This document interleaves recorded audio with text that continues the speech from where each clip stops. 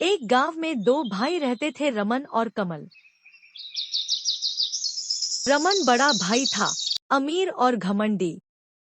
उसका पक्का मकान था, जिसके आंगन में एक विशाल पुराना पीपल का पेड़ खड़ा था। कमल छोटा भाई था, गरीब पर मेहनती। उसकी झोपड़ी कच्ची थी। सुनो कमला, मैं बाहर जा रहा हूँ। ये कहकर कमल बाहर चला जाता है। रमन अपने धन और ऊंचे मकान का गांव वालों का घमंड दिखा रहा होता है, लेकिन बही से गुजर रहा कमल यह देखकर मुंह फेर कर वहां से चला जाता है। ये देख कि बड़े भाई को बहुत गुस्सा आता है। फिर वो उन गांव वालों को अपने घर से भगा देता है। सारे गांव वाले वहां से चले जाते हैं, मगर वो पेड़ पर रहने वाले पक्षियों से बहुत परेशान था। उसके आंगन में रोज कूड़ा करते थे। एक दिन उसका गुस्सा फूट पड़ा। फिर उसने अपनी पत्नी से कहा, मैं इन सारे पक्षियों को मार दूंगा। इतने में उसका भाई आ जाता है और वो कहता है, भैया इन्हें मत मारो, इन्होंने तुम्हारा कर बिगाड़ा है। ये यहाँ से कहाँ जाएंगे। इतना कहकर छोटा भाई कमल वहां से चला जाता है। पर रमन अपने छोटे भाई की बातों पर ध्यान नहीं देता और वो गुस्से में अपने घर में चला जाता है।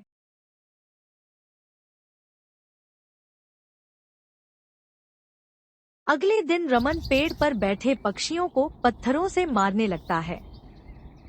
रमन ने एक पत्थर से एक चिड़िया को मार डाला। उधर खड़ा हुआ रमन का छोटा भाई और उसकी पत्नी दूर से देख रहे थे कि अचानक उन्होंने देखा कि रमन ने 3 पक्षियों को बेरहमी से मार दिया है।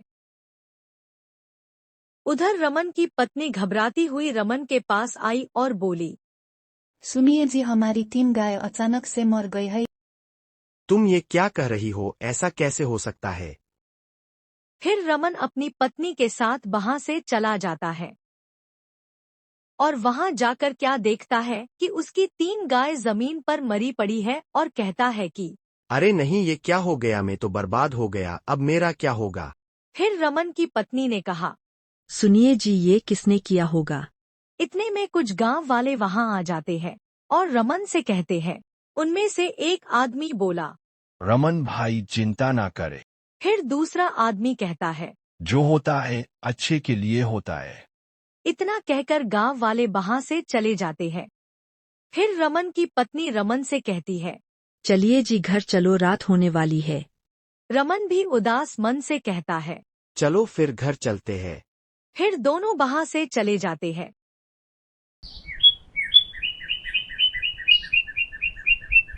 अगले दिन फिर रमन 5 पंछियों को मार देता है।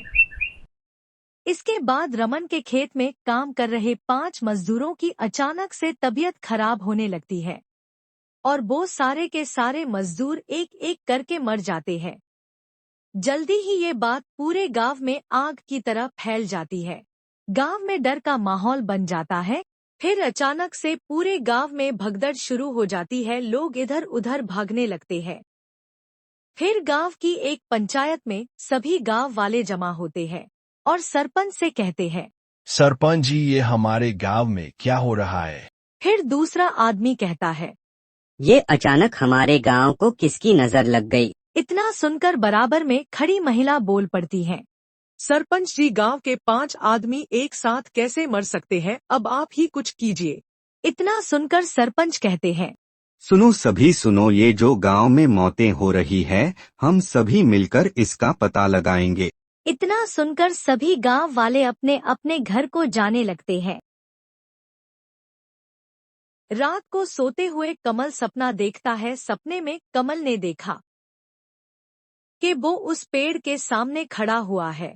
फिर वो देखता है कि पेड़ उससे बोलने लगता है, सुनो यहाँ देखो। ये सुनते ही कमल डर जाता है। फिर कमल पेड़ से कहता है, तुम कैसे बोल रहे हो? तुम तो पेड़ हो। फिर पेड़ कहता है, ये एक सैकड़ों साल पुराना पेड़ है और ये हम प्रेतात्माओं का घर है। और जो भी इस पेड़ पर रहने वाले पक्षियों को मारेगा, हम बदले में उतनी ही जाने इस गांव के लोगों की लेंगे। और इतना सुनते हुए कमल घबराते हुए उठ जाता है। फिर कमल भागते हुए अपने बड़े भाई के पास जाता है। फिर रमन को वो पूरी बात बताता है।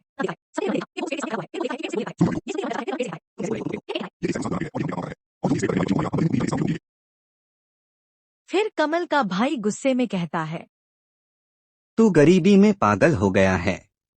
और इतना कहकर उसका भाई कमल को भगा देता है और कमल उदास मन से वहां से चला जाता है।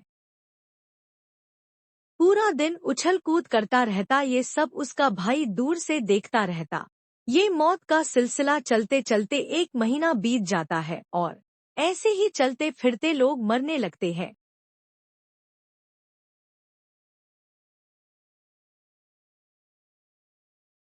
जब कमल परेशान हाल गांव में बैठा होता है तो देखता है कि कुछ गांव वाले गांव छोड़कर जा रहे होते हैं। फिर उस गांव से एक साधु का गुजर होता है। वो साधु कमल के पास आता है और पूछता है, बेटा क्या हुआ, कैसे उदास बैठे हो? बाबा हमारे गांव में रोज लोग मर रहे हैं। तुम मुझे पूरी बात शुरू से बताओ। कमल बाबा को शुरू से पूरी बात बताता है कि क्या हुआ था। सुनो बेटा, ये एक श्राप है जो तुम्हारे गांव को लग गया है। बाबा अब इससे बचने का कोई तरीका नहीं है क्या? फिर बाबा कहते हैं, बेटा है पर बहुत खतरनाक है। इतने में कुछ गांव वाले भी वहां आ जाते हैं। फिर बाबा कहते हैं, हम सबको चलकर उस पेड़ से माफी मांगनी होगी, अन्यथा इस गांव का विनाश निश्चित है। इतना सुनकर गांव वाले डर जाते हैं। फिर सरपंच आगे बढ़ता है और कहता है, अगर पेड़ से माफी मांगने में सब कुछ ठीक हो सकता है तो हम सब तैयार हैं। फिर बाबा कहते हैं, तुम सब मेरे पीछे पीछे आओ। इतना कहकर सभी बाबा के पीछे पीछे चल देते हैं। पेड़ के पास पहुंचकर वो देखते हैं कि रमन जमीन पर गिरा पड़ा है। रमन के करीब जाने पर बाबा रमन को देखते हैं तो पता चलता है कि रमन तो मर चुका है। फिर बाबा देखते हैं कि पेड़ मुस्कुरा रहा है। बाबा को गुस्सा आता है। फिर बाबा पेड़ से पूछते हैं, तुमने इस बालक को क्यों मारा है? पेड़ कहता है, इस आदमी ने इस पेड़ पर रहने वाले 30 पक्षियों को मारा है, इसलिए मैंने इसे और गांव वालों को मार डाला। फिर बाबा कहते हैं, तुम्हारा कोई हक नहीं बनता कि तुम लोगों को मारो, अब तुम्हारा बदला पूरा हो गया है, अब यहाँ से चले जाओ। इतना सुनते ही पेड़ बोलता है, नहीं, चले जाओ वरना मारे जाओगे। इतना सुनते ही बाबा को गुस्सा आता है। फिर बाबा बैठकर मंत्र पढ़ने लगते हैं। देखते ही देखते पेड़ में आग लग जाती है। इससे पहले पेड़ कुछ कह पाता वो जल जाता है। फिर गांव वाले वहां से चले जाते हैं और इसी के साथ गांव का श्राप खत्म हो जाता है।